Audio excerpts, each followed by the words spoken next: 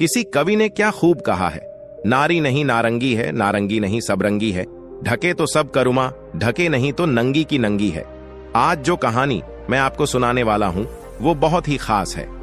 ये कहानी है त्रिया चरित्र की।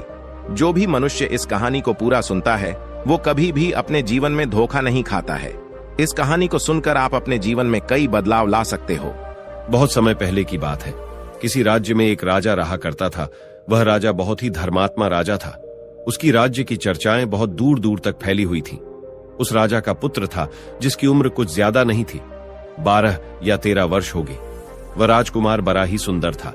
राजा उसकी शादी कर देता है। जब राजा ने उसकी शादी की तो राजकुमार उस वक्त मात्र 14 वर्ष का था। तभी उसकी शादी कर दी गई थी और राजा अब बूढ़ा हो चुका था। एक दिन राजा ने सोचा कि अपने राजकुमार को अब राजा बना देते हैं, क्योंकि उस राजकुमार ने कई शादियां की थीं और पहले के राजाओं में यही नियम था कि राजा जितनी चाहे उतनी शादी कर सकता था। वह राजा अपने पुत्र राजकुमार को राजा बना देता है। उसकी शादी हो चुकी थी और एक नहीं बल्कि राजकुमार की 7 शादी हो चुकी थी।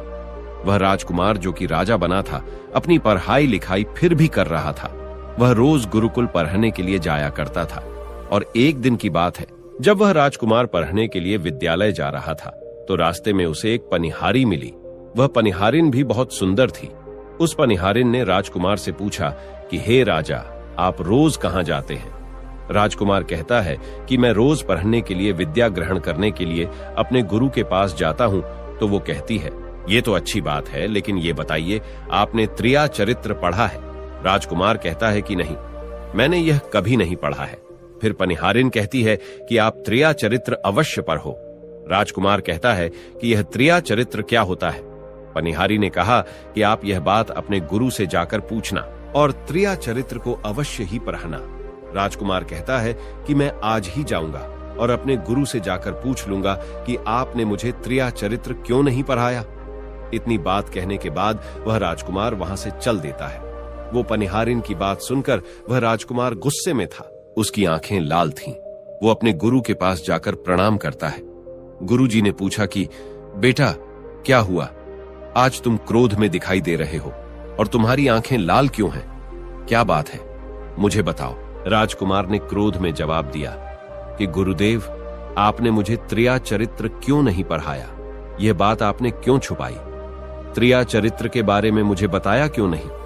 गुरु कहते हैं, बेटा, तुम त्रिया चरित्र नहीं पढ़ पाओगे, क्योंकि त्रिया चरित्र पढ़ना खतरे से खाली नहीं होता है और जब तुम त्रिया चरित्र पढ़ोगे तो उसमें तुम्हारी जान भी जा सकती है। राजकुमार कहता है कि गुरुदेव, आप इसकी चिंता न करें, अपनी रक्षा हम स्वयं कर लेंगे। आप केवल मुझे त्रिया चरित्र पढ़ाइए। गुरुदेव कहते हैं कि ठीक है, अब तुमने हट कर ही ली तो अब हम तुम्हें त्रिया चरित्र पढ़ाते हैं। त्रिया चरित्र पढ़ते पढ़ते राजकुमार को 1 साल हो गए और जब 1 वर्ष हो गया तो गुरु ने